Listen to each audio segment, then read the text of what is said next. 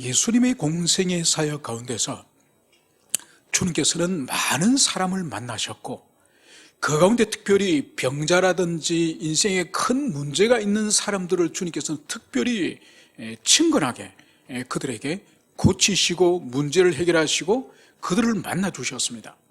그러면 여러분, 주님께서 가장 이 사랑의 표현을 깊게 받은 사람이 여러분 성경 가운데 누구라고 생각을 하십니까?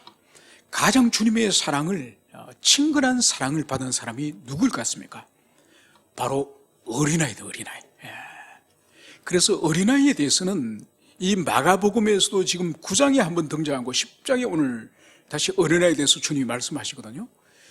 어떻게 마가는 기록하고 있는가 하니까 어린아이를 안고, 어린아이를 안아주고 안고 축복 기도해 줬다는 것을 오늘 10장에 드러납니다.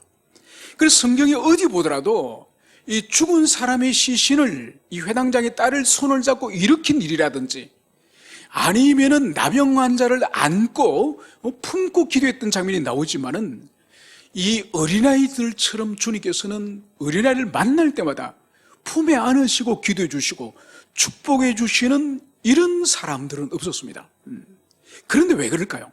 왜 어린아이에 대해서 특별한 이 사랑의 관심을 더 보일까요? 그것은 바로 그 시대가, 주님의 시대가 어린아이들이 철저히 사회적으로 소외되고 무시받는 하찮은 존재이기 때문에 주님께서는 더 각별한 사랑을 하신 것을 볼 수 있습니다. 오늘 이 성경 본문에는 예수님이 이 사역의 현장 가운데 어떤 사람들이 오늘 자신의 어린 자녀들을 데리고 오늘 예수님께 나오셨음을 이것을 여기서 기술을 하고 있습니다. 그런데 이들이 오늘 이 사람들이 원하는 것이 바로 뭐죠? 예수님께서 만져주심을 바라고, 주님께서 이 아이를 만져주심을 바라고 데리고 나왔다는 것을 보여주는 거죠. 여러분, 만져주심이라고 하는 이 의미가 뭘까요? 그러니까 이 의미는 바로 이 15절에 보면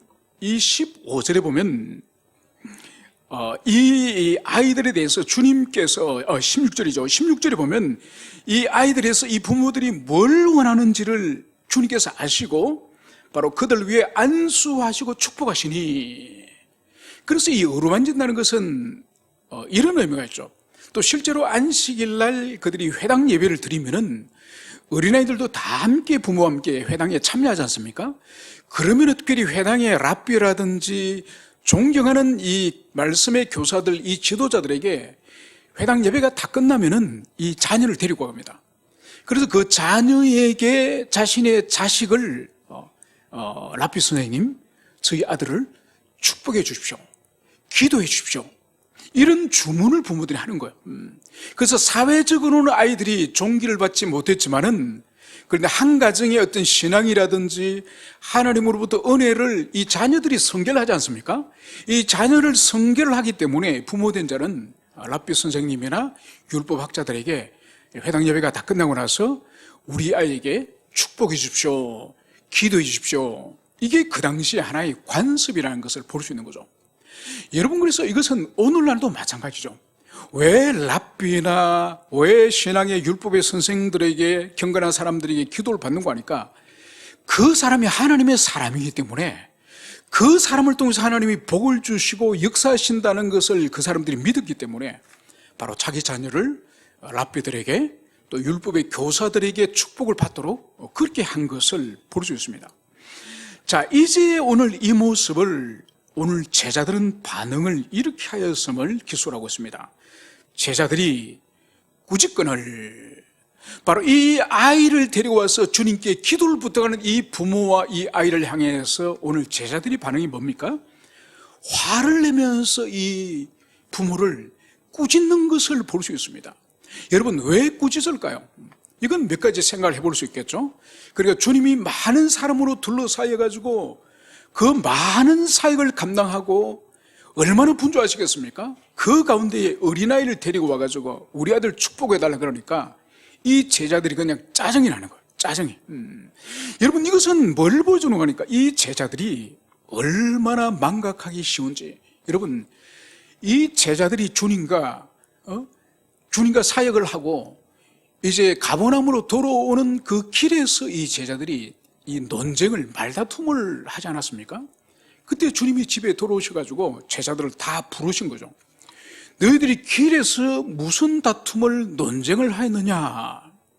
주님이 이것을 물었을 때 제자들이 아무도 말을 못했죠. 왜 말을 못했습니까? 서로 누가 큰지, 누가 12제자 가운데 누가 주님 가까이에서 가장 큰 위대한 사도인지, 이걸 가지고 제자들이 논쟁을 하지 않았습니까?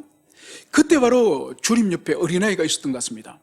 그래서 이 어린아이를 주님께서 앞에 세우시고, 그리고 품에 안으시고 제자들에게 무엇을 가르쳐 주셨습니까? 너희들이 이 어린아이를 영접하는 것이 곧 나를 영접하는 것이다. 그러면서 교만한 제자들을 책망하시면서 어뜸이 되고자 하는 자는 모든 사람을 섬기는 종이 되어야 될 것이다. 주님이 그 말씀하지 않으셨습니까? 그래서 얼마 전에 주님께서는 어린아이를 소중히 여길 것을, 그 어린아이를 영접하는 것이 바로 주님을 영접하시는 그런 것이라고 말씀하셨는데, 이 제자들은 금방 잊어버리는 거예요. 금방 잊어버리고 아이와 아이 부모를 향해서 오늘 꾸짖었다고 성경이 기술을 하고 있는 거죠. 그래서 이런 제자들을 주님이 보시고 오늘 노하셨고, 그리고 주님께서는 무슨 말씀을 하셨습니까? 이 어린아이들이 내게 오는 것을 막지 말고 용납하라. 그러면서 하나님 나라가 이런 자의 것이니라. 여러분, 예수님은 하나님의 나라가 바로 이 어린아이 같은 이런 자의 것이다. 이 중차대한 말씀을 주님 하십니다. 여러분, 이 어린아이와 같은 이런 자의 것이 바로 하나님의 나라, 이 말씀의 의미가 뭔가요? 15절에서 다시 주님은 이 부분을 다시 강조하여서 설명을 하십니다. 내가 진실로 너에게 이르노니 누구든지 하나님의 나라를 어린아이 같이 받들지 않는 자는 결단코 그곳에 들어가지 못하리라. 여러분, 또다시 14절에서 하신 말씀을 15절에서 다시 강조하시면서 더 상세하게 설명하십니다. 바로 하나님의 나라를 이 어린아이 같이 받들지 않는 자는 결단코 하나님의 나라에 들어가지 못한다. 여러분, 어린아이 같다고 하는, 어린아이 같이 받들지 않는다고 하는 이 의미가 뭘까요? 어린아이가 순수하고 어린아이가 죄가 없어서 어린아이처럼 되라는 뜻일까요? 그게 아니죠. 여러분, 왜 어린아이가 죄가 없습니까? 여러분, 예전에 제가 사역을 할 때에 이제 주일날 양육을 마치고 이렇게 복도를 쭉 지나가면은 그 잠옷실들이, 큰 교회니까 잠옷실들이 있을 거지 않습니까? 1개월부터 6개월짜리 아기 들어가는 방, 7개월부터 10개월짜리 들어가는 방, 다 방들이 있습니다. 근데 거기 이제 이 잠옷들이 돌보는 지체들이기 때문에 아기를 안고 교회에 오면은 이제 주일날 잠옷실에 있기 때문에 볼 수가 없어서 지나가다가 잠옷실에 양육하는 지체가 있는지 보다가 이제 아기랑 아기 엄마를 보는 거죠. 그래서 들어가서 아기를 위해서 기도도 해주고 또 아기를 돌본다고 격려도 해주고, 그러다 아기를 가만히 보면 이 아기가 이제 기어다니는 한 6, 7개월 된 아기인데 이 얼굴에 이렇게 흉터가 있는 거예요. 핥힌 상처가 있는 거예요. 그래서 아니, 저 아기가 왜 얼굴에 저렇게 핥힌 상처가 있습니까? 그래 물으니까 부모님들은 이 잠옷실에서 은혜를 받는다고 예배에 집중해 있는데 이 애들끼리 기어다니다가 서로 핥혀버린 거예요. 그 6, 7개월 된 애기도 자기의 무슨 장난감이나 자기 물건을 빼앗기면은 가만히 있지 않습니다. 이 핥히는 거죠. 때리는 거죠. 꼬집는 거죠. 바로 애들은 죄를 배운 적은 없지만은, 죄를 보고 배운 적은 없지만은 이 내면에 이미 원죄를 품고 태어나기 때문에 죄인을, 모든 어머니는 죄인을 낳는 거예요. 의인을 낳지 않는 거예요. 그렇다 어린아이는 어린아이 상태의 죄를 짓는 거예요. 그러니까 핥히고 꼬집고. 여러분, 그래서 예수님이 여기서 말씀하시는 어린아이 같이 된다고 하는 이것은 무죄하다는 것을 말하는 것은 아니에요. 그러면 주님께서 어린아이 같이 하나님 나라를 받들지 않으면 들어가지 못한다고 하는 이 의미는 뭘까요? 그것은 바로 어린아이의 특징 중에 하나가 절대 의존성을 여기서 주님이 말씀하시는 거예요. 여러분, 어린아이는 모든 것들이 부모의 손을 통해서 아이들이 먹고 마시고 양육을 받고 돌봄을 받는 것임을, 그것을 알 수 있지 않습니까? 여러분, 그래서 배가 고프면 울죠. 기저귀가 젖어서 축축하면 울죠. 잠이 오면 울죠. 모든 것을 어린아이 시절은 울음을 통해서 소통을 합니다. 그래서 좀 더 잘하면 이제 말을 하죠. 용돈 달라 그러죠. 용돈 내놔라 그러죠. 고집을 막 부리죠. 그래서 이 어린아이의 특징 중에 하나가 바로 절대 의존성, 부모에 대한 절대 의존성을 가지고 있는 이 어린아이의 이 특징, 바로 하나님의 나라에 대해서, 바로 하나님에 대해서, 그리스도에 대해서 절대 의존의 태도를 가지지 않는 자는 절대로 하나님의 나라 들어갈 수 없다. 주님이 오늘 이것을 명백하게 말씀하고 있는 거예요. 그래서 여러분, 신앙생활을 취미활동처럼, 여러분 취미활동처럼 하는 사람은 절대로 천국에 못 들어갑니다. 오늘 주님이 분명히 말씀했지 않습니까? 어린아이가 부모를 절대 의존하는 그런 태도를 가지고 있듯이 신앙에 있어서 하나님의 나라를, 바로 주님을 절대 의존하는 태도를 가지지 않고 취미생활 하듯이, 헬스클럽 다니듯이, 카페에 다니듯이, 여러분 그런 태도는 절대로 천국에 들어갈 수 없어요. 평생 교회를 다니고 그가 목사고 장로고 권사를 할지라도 직분과 아무 상관이 없습니다. 그의 중심, 그 내면, 그 인격적 태도가 하나님을 향한 절대의존, 천국을 향한 절대의존, 그것이 있는 자에게 주님께서 천국을 열어주시는 거예요. 여러분, 그래서 사람은 다른 사람을 잘 몰라요. 근데 하나님은 정확하게 마음의 중심을 아시고 믿음을 정확히 하시고, 그래서 예수님이 수시로 말씀하지 않습니까? 네 믿음이 너를 구원하였다. 네 믿음대로 될지어다. 믿음이 적은 자여, 왜 믿음이 없느냐? 여러분, 우리는 다른 사람의 믿음이 있는지 없는지, 큰지 작은지 우리는 몰라요. 그런데 우리 주님, 하나님에게 있어서는 믿음의 저울이 분명히 있다는 거. 저울을 하나님의 저울에 딱 달아서 함량 미달인 사람은 절대로 천국에 들어가지 못하는 거예요. 오늘 천국의 조건을 주님이 뭐라 말씀하시죠? 어린아이가 부모를 절대 의존하는 태도를 가지듯이 바로 그리스도인 성도는 하나님을 향해서, 천국을 향해서 절대 의존의 태도를 가진 그 사람에게 천국 문이 열린다, 이 말씀을 하고 있다는 것을 오늘 여러분들이 기억을 하시길 바랍니다. 그래서 오늘 주님께서는 16절, 그 어린아이들을 안고 그 위에 안수하시고 축복하시니라. 여러분, 제자들과 전혀 달리 주님은 그 어린아이를, 여러 명의 아이를 꼭 끌어안으시고 축복하시고 그들을 위해서 주님께서 안수하셨음을, 이것을 여기서 보여주고 있습니다. 그러면서 마가가 오늘 또 분위기를 완전히 전환하는 장면이 등장합니다. 오늘 17절, 예수께서 길에 나가실새 한 사람이 달려와서 꿇어앉아 묻자오되 선한 선생님이여 내가 무엇을 하여 영생을 얻으리까? 오늘 주님이 길을 가시는데 한 사람이 지금 달려오는 거예요. 그래서 주님 앞에 무릎을 털썩 꿇고 주님 앞에 질문합니다. 내가 무엇을 하여야, 무엇을 하여 영생을 얻으리까? 여러분, 오늘 마가는 이 사람이 누군지 특정하지 않아요. 그런데 마태는 이 사람을 부자이자 청년이란 말이에요. 여러분, 젊은 사람이 부자예요. 보통 나이가 지긋한 사람이 부자지 않습니까? 근데 이 사람은 젊은 데다 부자예요. 그리고 누가복음에서는 이 사람을 관은, 이 정부의 관리라고 말하는 거죠. 여러분, 그러니까 이 사람은 사실 좋은 것을 이 현세에서 사람들이 누리고 원하는 모든 좋은 것을 다 가진 사람이요. 젊음을 가지고 있는 젊은이죠. 돈이 많은 부자죠. 사회적 지위와 건세 가지고 있는 관원이요. 그래, 현세에서 사람들이 탐을 내는 모든 좋은 것을 가지고 있는 사람이 바로 이 청년. 그런데 이 청년이 이 정도를 가지면 세상에서, 현세에서 잘 먹고 잘 살려고 보통 그 선에서 끝날 텐데, 오늘 주님 앞에 달려나와서 또 무릎을 꿇고 선생님, 어쩌면 영생을 얻을 수 있습니까? 제가 무엇을 해야 영생을 얻을 수 있습니까? 여러분, 현세의 모든 것을 누릴 수 있는 복을 받았음에도 불구하고 그것에 만족하지 않고 이 청년은 무엇을 원합니까? 영생, 영적인 복까지도 이 청년은 구하니 사실 얼마나 귀한 청년입니까? 보통 오늘날 잘 먹고 잘 살고 아쉬운 것이 없고 모든 것이 풍족한 사람 가운데에 신앙생활 잘하는 사람 본 적 있습니까? 없습니다. 그런 사람은 신앙생활 안 하는 거예요. 여러분, 예수를 믿고 신앙생활 잘하고 주님 앞에 기도하고 엎드리는 사람은 다 신앙생활을 해야 될 이유가 다 있는 사람이에요. 여러분, 그 이유는 나쁜 것이 아니에요. 그 이유로 인해서, 이유를 통해서 주님이 우리를 끌어당기는 거예요.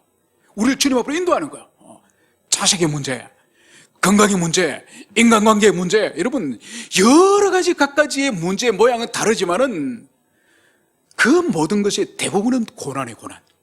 이 고난의 미끼, 고난의 이것을 통하여서 주님이 원하시는 것은 너의 힘으로 너의 인생을, 그 문제를 해결할 수 없으니 내 앞으로 나와라.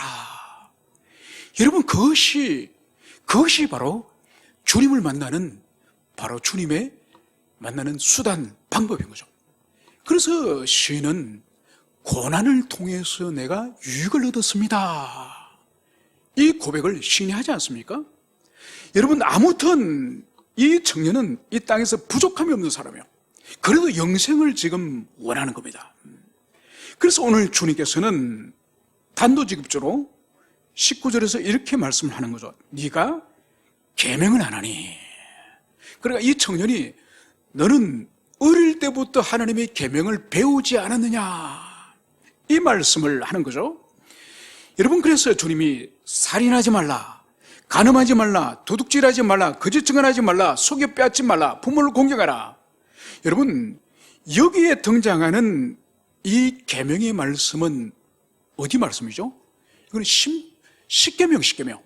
십계명이 지금 순서를 지금 바꿔놨습니다. 순서를 지금 바꿔놨는데 이거는 십계명이에요. 주님께서 청년에게 네가 어릴 때부터 계명을 지켰지, 계명을 배웠지, 그러면서 십계명을 쭉 말씀을 하시다가 오늘 주님께서는 뭐라고 말씀하십니까? 이 계명을 쭉 말씀을 하시니 이 청년은 주님의 말씀이 끝나자마자 그가 여짜오되 선생님이요, 이것은 내가 어려서부터 다 지켰나이다. 여러분, 이 청년의 지금 이 답변, 주님의 말씀이 끝나자마자 아직도 이 뒤에 말씀이, 주님 하신 말씀이 있습니다. 보세요. 살인하지 말라부터 쭉 이렇게 말씀하시다 내 부모를 공경하라 하였느니라. 그래서 주님이 이 중간에 생략된 것을 우리가 만약 추론한다면은 이 말씀을 네가 다 지켰느냐, 이렇게 주님이 물어보실 수 있겠죠. 그런데 계명은 이렇게 말하였다, 여기서 끝나자마자 이 사람은 바로 주님의 말씀을 받아서 선생님, 이것은 내가 어려서부터 다 지켰나이다. 얼마나 여기서 우리가 볼 수 있는 것이 뭔가요? 자신만만한, 패기만만함, 이것을 여기서 우리가 느낄 수 있는 거죠. 여러분, 여기서 우리가 잠깐 볼 것은 오늘 주님께서는 의도적으로 십계명 가운데 첫 번째 계명부터 네 번째 계명이 뭐죠? 하나님과 관계되는 계명이죠. 그것은 주님이 일체 말씀하지 않으셔서, 주님이 지금 여기서 말씀하고 있는 이 계명, 이 6가지는 십계명 가운데 5번째부터 10번째까지 있는 이웃에 관한 계명이에요. 오늘도 우리가 예배 전에 낭독을 했지 않습니까? 왜 주님이 하나님에 관한 것을 질문하지 않고 이웃에 관한 것을 질문했을까요? 그것은 두 가지를 생각해야 됩니다. 바로 오늘도 우리가 이 제일 드린 계명을 제일 마지막에 우리가 외우면서 바로 하나님의 사랑과 이웃 사랑이 모든 율법의 대강령이라고 우리가 배우지 않습니까? 그래서 이웃에 대한 사랑은 하나님의 사랑의 대깔뿐만이에요. 그리고 미술 시간에 마분지를 절반을 딱 접어가지고 한쪽 마분지에 물감을 쫙 짜라가 이걸 접었다가 딱 펼치면은 똑같은 문양이 양쪽 종이에 다 드러나지 않습니까? 그걸 대깔꼬마이라 그러죠. 바로 주님은 이웃에 대한 사랑, 이웃에 대한 사랑은 정확히 하나님에 대한 사랑으로 드러나는 거예요. 반대로 하나님을 참으로 경외하는 자에게는 이웃에 대한 사랑으로 분명히 증명되어지는 거예요. 여러분, 이것은 뭔가니까 하나님을 입으로 사랑한다고 막 말하면서 자기 신앙 좋은 것처럼 떠벌리고 자기 신앙의 역사와 전통을 말하는 사람이 만약 지체에 대해서 함부로 말을 하거나 함부로 행동을 하거나 함부로 무시하거나 함부로 상처를 주거나, 여러분 이건 하나님 사랑 다 거짓말이라는 거예요. 자기 입으로 나는 하나님 사랑한다고 말하지만은 나는 거짓말장이야, 이렇게 말하는 거예요. 여러분, 그래서 하나님 사랑은 반드시 이웃 사랑으로 드러나는 것이고, 이웃 사랑의 진정성은 하나님 사랑으로 증명되어지는 거예요. 그래서 오늘 주님께서는 이 청년에게 하나님 사랑에 대한 계명을 물어보지 않는 거예요. 왜냐하면 이웃에 대한 사랑은 이것은 증명되어지는 거예요. 증명되어지는 거예요. 하나님의 사랑은 우리의 중심과 내면이기 때문에 보여지지 않는다고 한다면, 이웃 사랑은 바로 누구를 속여서 도둑질하거나 간음을 하거나 살인을 하거나, 여러분 부모를 공경하지 않거나, 이거는 가시적으로 증명되어지는 거예요. 이것이 첫 번째 의미고, 두 번째는 뭐냐, 바로 이 십계명 가운데에 이 사람에 관한, 이웃의 계명에 관한 이 부분은 주님께서는 이 땅에 오셔서 지금까지 유대교 안에서 가르친 율법은 이 율법의 외형적인 준수를 그들은 가르쳤습니다. 그러니까 겉으로 11조를 잘하고, 겉으로 도둑질 안 하고, 겉으로 사람들 보는 앞에서 기도 잘하면 그 사람이 경건한 사람이라고 생각한 거죠. 그런데 율법은 겉으로 지키는 것도 중요하지만 더 중요한 것이 바로 뭐죠? 율법의 이 내면적인 규범을 지키는, 이것이 본질이에요. 그래서 예수님이 이 땅에 오셔서 율법을 특히 이 산상수훈에서 가르치실 때에 얼마나 율법의 본질을 주님이 가르쳐 주셨습니까? 형제를 미워하는 자는 살인한 자요, 여인을 보고 음욕을 품는 자는 이미 간음한 자요. 여러분, 주님이 원래 우리 인생들에게 율법을 주신 것은 겉으로도 당연히 지켜야 되지만은 내면에 있어서도 하나님 사랑, 이웃 사랑이라는 이 본질적인 요소를 붙들고 율법을 지킬 것을 주님은 그것을 말씀한 거예요. 그런데 이 청년은 주님 앞에 지금 자신만만하게 어릴 때부터 다 지켰다고 말하였지만은, 이 청년이 지금 지킨 것은 바로 뭐죠? 율법의 외적 규범을 지켰지만은 과연 내적 규범을 이 청년이 지켰을까요? 오늘 주님은 이 청년에게 한 말씀을 더 던집니다. 21절, 예수께서 그를 보시고 사랑하사 이르시되 내게 아직도 한 가지 부족한 것이 있으니 가서 내게 있는 것을 다 팔아 가난한 자들에게 주라. 그러면 하늘에서 보화가 내게 있으리라. 그리고 와서 나를 따르라 하시니, 오늘 주님은 이 청년에게, 자기 입으로 다 지켰다고 하는 이 청년에게 한 가지가 부족하다는 거예요. 주님 보실 때는 다 지킨 것이 아니라는 거예요. 한 가지 치명적인 것이 부족한 것이 있는데, 그것을 주님이 이제 말씀해 주십니다. 네 소유를 다 팔아서 가난한 자에게 나눠주고 너는 나를 따르라. 주님이 이 말씀을 하십니다.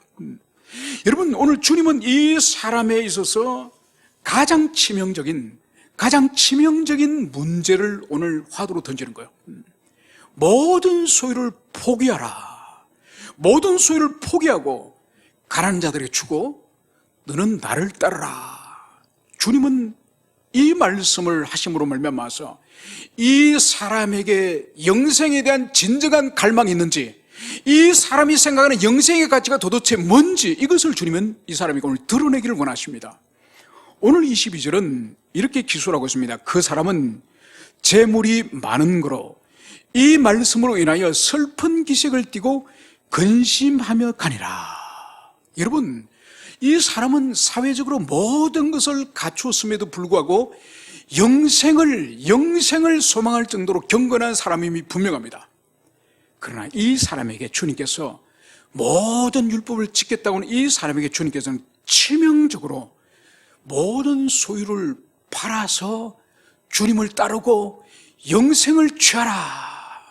주님은 지금 영생과 모든 소유를 지금 이 사람에게 비교하도록 하고 선택하도록 하는 이 시간을 주는 것을 봅니다.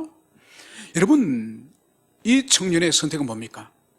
성경은 마가가 이 사람은 재물이 심히 많은 거로, 재물이 너무너무 많기 때문에 주님의 말씀으로 인해서 오히려 슬픈 기색을 띠고 근심하여 돌아갔다, 이 말씀을 여기서 말하고 있습니다. 여러분, 이 사람에게 있어서는 영생이 중요하였지만은 이 사람의 영생은 그의 소유, 재산보다 소중합니까? 재산보다는 소중하지 않아요. 여러분, 이 사람은 율법의 모든 규범을 따랐다고 자기 입으로 말하였지만은, 여러분, 주님이 오늘 말씀하신 이 규범 가운데 하나가 바로 뭔가 하니까 바로 속여 빼앗지 말라. 여러분, 이 사람은 비록 속여 빼앗지 않았다 할지라도 이 속여 빼앗다고 하는 이 주님 말씀하시는 이 말씀의 본질이 뭔가 하니까 속여 빼앗고자 하는 이 물질에 대한 탐심을 말하는 거. 이 청년이 지금 걸려서 넘어진 율법이 뭐냐? 바로 탐심이에요, 탐심. 진정한 영생과 진정한 천국을 소망하는 자는 충분히 탐심을 포기하고 물질 포기하고 영생을 선택하는 것이 참된 믿음이고 그것이 참된 경건이에요. 주님은 이 청년에게 여전히 탐심이 있음을 아시고 주님께서는 모든 소유를 팔아서 나눠주고 나를 따라 이 명령을 하시는 거예요. 그래서 이 시험을 이 청년이 통과한다고 한다면 이 탐심을 이긴 것이고, 이 시험에 걸려 넣으시면은 이 사람은 영생을 포기하고 이 재산을, 이 소유를 선택할 것입니다. 오늘 이 사람은 바로 소유를 선택하여서 돌아간 것을 이것을 보여주고 있습니다. 여러분, 이것은 하나의, 지금까지 주님께서는 어린아이와 천국을 간절히 절대 의존하는 어린아이와 그리고 자기 소유를 영생보다 천국보다 더 소망하는 이 청년을 지금 막아는 대조하여서 비교하고 있습니다. 그러면서 이 사건, 이 두 사건의 결론은 지금부터예요. 지금까지는 두 사람을 등장시켰고 이제는 이 등장시킨 결론을 이제 주님께서 제자들과 오늘 나누는 것을 볼 수 있습니다. 오늘 23절에서는 주님은 제자들에게 이렇게 말씀하십니다. 재물이 있는 자는 하나님 나라 들어가기가 심히 어렵도다. 여러분, 재물이 있는 이 부자는 하나님 나라 들어가기 얼마나 어려운지 이것을 주님이 여기서 말씀하시는 거예요. 그래서 24절 제자들이 그 말씀에 놀라는지라. 여러분, 주님께서 부자가 하나님 나라 들어가는 것이 어렵다고 말씀을 하시니 제자들이 주님의 말씀에 깜짝 놀라는 거예요. 여러분, 이것은 무슨 의미일까요? 여러분, 이것은 그 당시 유대교의 이 유대인들의 문화의 배경을 우리가 이해해야 됩니다. 바로 뭔가 하니까 유대교 안에서의 이 의인, 하나님으로부터 인정을 받는 의롭다고 하는 이 의인, 경건, 이 본질은 바로 뭔가 하니까 하나님이 이 땅에서 복 주시는 자, 복 주시는 자들, 복 많이 받은 자들이 의인이고 경건한 삶으로 그 사람들을 생각한 거예요. 그래서 사회적으로 부자라든지 솔로몬처럼, 다윗처럼, 아브라함처럼 부자라든지 아니면 사회적 신분이 지위가 높은 사람이든지 권세가 있는 사람이든지 오늘날 속된 표현으로 출세하고 잘나고 똑똑하고 이런 부유한 사람이 하나님 앞에 의인이고 그런 사람이 천국을 들어갈 자격이 있는 사람을 생각한 거예요.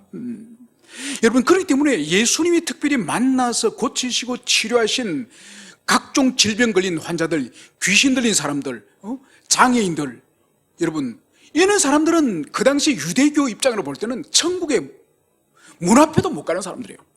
그 사람은 아무 천국의 명함도 밀 수 없는 사람이 그 시대 유대교의 가치관에 생각한다면은, 그래서 제자들이 깜짝 놀라는 거예요. 지금 사회적으로 높은 지위가 있죠. 청년이죠. 부자죠. 이 사람이 지금 주님께서 소유를 팔아서 가난한 자에게 나눠주고 나를 따르라, 이 주님의 이 명령에 이 사람은 거부하고 돌아갑니다. 그러니까 주님이 부자가 천국에 들어가는 것이 얼마나 어려운지 아느냐, 그러면서 주님이 그 어려움의 상태를 25절에서 이렇게 말씀하시는 거죠. 낙타가 바늘기로 나가는 것이 부자가 하나님 나라에 들어가는 것보다 쉬우니라. 여러분, 낙타가 바늘기로 통과한다는 이것은 그 당시에 유대인들이 사용하는 어떤 그러한 우리로 친다면은 격은 속담 같은 거예요. 그러니까 우리가 쉽게 말해서 하나를 보면 열을 안다, 말 한마디도 천냥빚을 갚는다, 우리가 이런 말을 격언을 쉽게 사용하지 않습니까? 그것처럼 예수님 시대 때 낙타가 바늘길을 통과한다, 이거는 도무지 불가능한, 도무지 절대로 이루어질 수 없는 비유를 말할 때 유대인들이 그 당시에 이것을 사용한 거야. 여러분 보세요. 팔레스타인에서 제일 큰 덩치 큰 동물이 뭘까요? 낙타예요. 말보다 훨씬 키가 크죠. 이 팔레스타인은 코끼리 없으니까. 코끼리는 아프리카나 인도에 가 있으니까.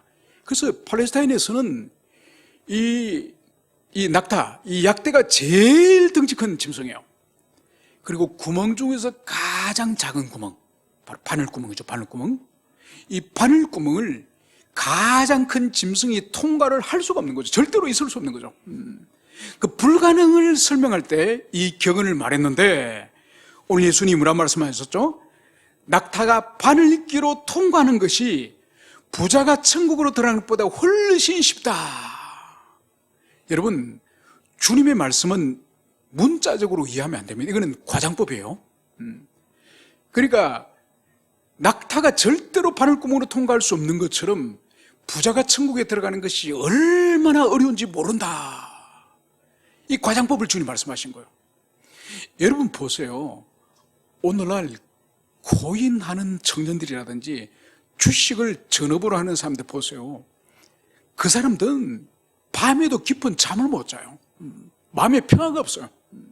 이 주식의 이 수치 오르고 내림에 따라서 이 평강은 거기에 의해서 좌우되는 거예요. 주식이 좀 오르면은 막 하늘을 날듯이 막 그렇게 하다가 주식이 곤두박질 치면은 또 지옥을 헤매요. 지옥을 헤매. 여러분, 그래서 그리스도인들은 주식을 하되 장기적으로 한 기업을 후원하고 한 기업에 내가 투자한다는 그런 의미로, 원래 주식을 이 유럽에서 만들 때 그런 의미로 만들었지 않습니까? 돈 없는 사람이 좋은 아이디어를 가지고 기업을 시작할 때 주식을 팔아가지고 자금을 가지고 기업을 했던 것처럼 한 기업을 후원하고 밀어주고 투자한다는 의미로 해야지, 오전에 사가 오후에 팔고 오후에 또 사가 그 다음날 아침에 팔고, 여러분 이거는 투기예요, 투기. 그런 사람은 돈을 벌 수 있는지는 모르지만은 절대로 마음의 평강을 하나님이 주시지 않습니다. 그래서 오늘 이 부자를 보시오. 부자는 자나 깨나 돈만 생각하는 거예요. 그래서 그런 사람에게는 하나님의 나라와 영생에 대해서 주님은 절대 의존을 해야, 하나님을 절대 의존해야 천국에 들어간다고 말하는데, 주식이 날마다 오르고 투자한 코인이 오르기를 날마다 그렇게 바라는 사람에게 천국이 눈에 보이겠습니까? 천국은 취미 활동에 불과한 거죠. 여러분, 그런 사람에게 절대로 천국이 하나님이 주어지질 않는 거죠. 그래서 이 말씀을 주님이 하시니 오늘 26절, 27절 제자들이 매우 놀라 서로 말하되 그런즉 누가 구원을 얻을 수 있겠습니까? 여러분, 제자들은 충격 아니겠습니까?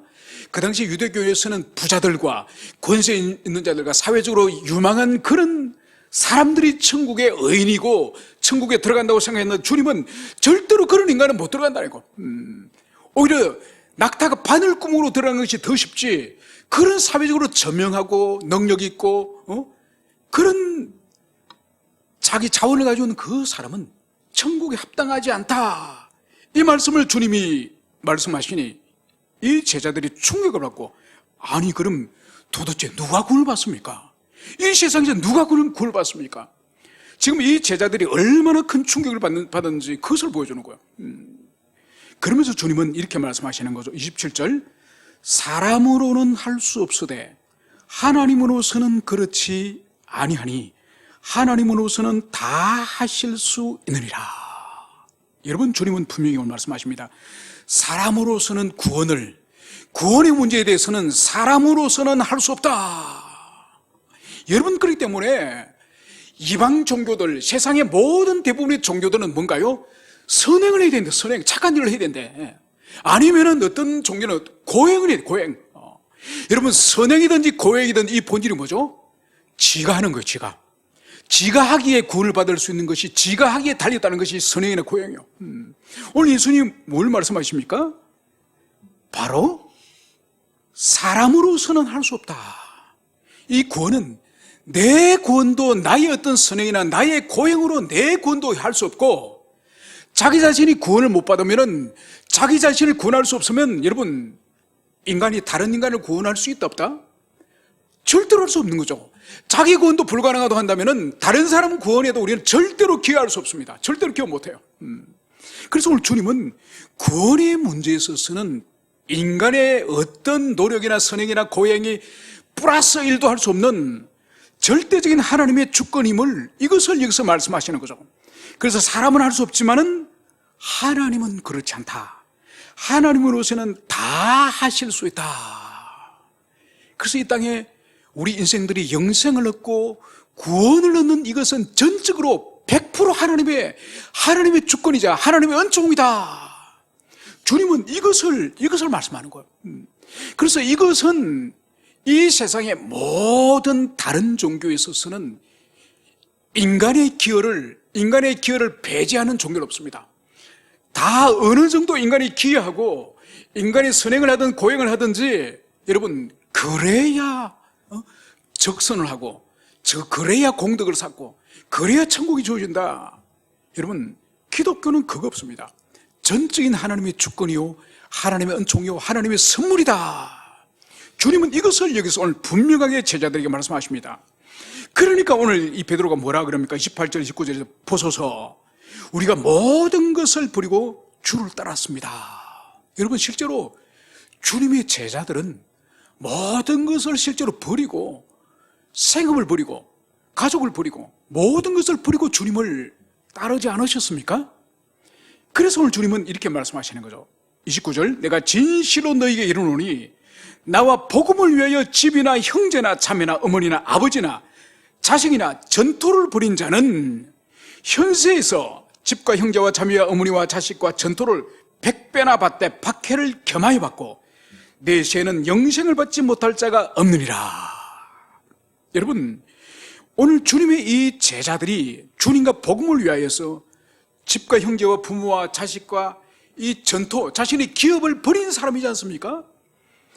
이 제자들뿐만 아니라 역사 속에서 이 사도들뿐만 아니라 오고 오는 시대 가운데에 여러분 그리스도 예수 때문에 이웃을 섬긴다고 하나님을 섬긴다고 교회를 섬긴다고 지체를 섬긴다고 얼마나 많은 것을 우리가 소비합니까?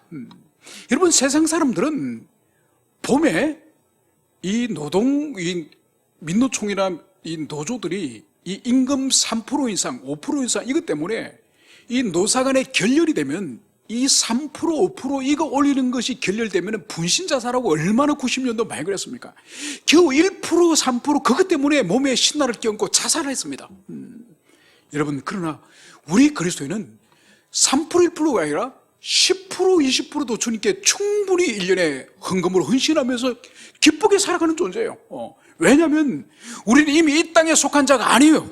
우리는 이미 천상에 속하는 자고 그렇기 때문에 우리가 힘에 지나도록 물질이나 헌금이나 이웃을 섬김에 있어서 힘에 지나도록 쏟아부을 수 있는 이유가 바로 뭔가요? 우리는 이 땅에 그 물질에 목숨 걸고 사는 사람이 아니에요. 우리 하나님의 사랑을 받고 하나님을 사랑하고 이웃을 사랑하고 이웃과 연합되어지는 여기에 우리 목숨을 걸고 살기 때문에 1% 2%가 목숨을 거는 자들이 아니라 10% 20%도 전 재산도 우리가 주님과 교회를 위해서 헌신을 하는 거죠. 그래서 역사 속에서 얼마나 많은 사람들이 주님과 교회와 지체를 위해서 알게 모르게 헌신하는 사람들이 얼마나 많습니까? 바로 주님은 그런 자들 향해서 말씀을 이제 하시는 것입니다. 그것이 바로 현세에 있어서도 집과 형제와 자매와 어머니와 자식과 전토를 100배나 받되 여러분 하나님은 이 현세에서도 갚아주실 것을 지금 말씀하시는 거예요. 그런데 여기서 우리 해석을 조심해야 될 것은 여기서 집과 형제와 자매와 어머니와 전토 이거를 문자 그대로 해석을 하기보다는 영적 기업, 영적 축복 그리고 부모 형제를 잃어버리기 때문에 신앙 때문에 쫓겨나서 잃어버리기 때문에 영적 어머니를 주시고 영적 아버지를 주시고 영적 형제를 주시고 영적 지체를 주시고 영적인 복락을 이 땅에 누리게 하신 이것을 여러분 기억해야 됩니다. 그러나 이 지상에 주님이 주시는 이 복의 한계가 바로 뭐죠? 박해를 겸하여 받고. 그래서 이 지상에서는 우리 하나님의 자녀들은 항상 주님이 복을 주시고 영적인 축복을 주시지만은 언제든지 박해 박해를 받을 수 있는 존재가 이 지상의 우리 그리스도인, 우리는 이것을 항상 생각해야 돼요. 그래서 예수 믿으면 고난 없고 환난 없고 모든 것이 형통하다, 이건 복음 아니에요. 분명히 우리 예수님이 분명히 말했습니다. 이 땅에서는 박해를 겸하여 받고, 이걸 여러분들이 가슴에 새기시기 바랍니다. 그러나 내세의 영생을 받지 못할 자가 없느니라. 바로 죽음 이후 내세는 모든 그리스도를 위해서 자기를 소진한, 자기를 드렸던 이 사람들은 바로 영생을 받지 못할 자가 없다, 이 말씀을 하시면서 주님은 마지막 한 말씀으로 제자들에게 경고를 하시는 것을 볼 수 있습니다. 그러나 먼저 된 자로서 나중되고 나중된 자로서도 먼저 될 자가 많으니라. 여러분, 주님의 이 말씀은 두 종류로 이해를 해야 됩니다. 여기서 먼저 된 자와 나중된 자를 첫째로 이스라엘 백성, 민족을 말할 수 있습니다. 먼저 그들이 여호와 하나님을 통해서 언장을 맺고 율법을 받았고 선지자와 그리고 제사장과 왕을 통해서 여호와 하나님의 그 광대한 경륜을 구약의 이 백성들이 받았지 않습니까? 그런데 신약이 어떻게 하면 예수를 못 박아 죽이고 이제 그들이 복음을 거절할 때 이제 나중된 그리스도 안에 있는 모든 열방의 사람들이 그리스도 속으로 들어왔으니 먼저 되었지만은 이 나중된 이방인들이 먼저 교회를 이루지 않았습니까? 이것이 첫 번째고, 두 번째로는 이 먼저 된 자는 바로 지금 주님의 제자 사도로서 가장 지상의 복음에 가장 선명한 복음을 받은 사람이 이 12 제자죠. 이들이 혹이나 교만할까봐, 이들이 혹시나 높아질까봐 주님은 지금 경계하는 거예요. 신앙적 교만을 지금 경계하기 위해서 너희들이 먼저 되었지만은 그러나 너희들보다 나중될 자도 많다. 그래서 이 제자들에게 절대로 교만하지 않고 항상 두렵고 떨림으로 자신의 구원을 이루도록 하기 위해서 주님이 이 말씀을 주셨음을, 이것을 기억해야 됩니다.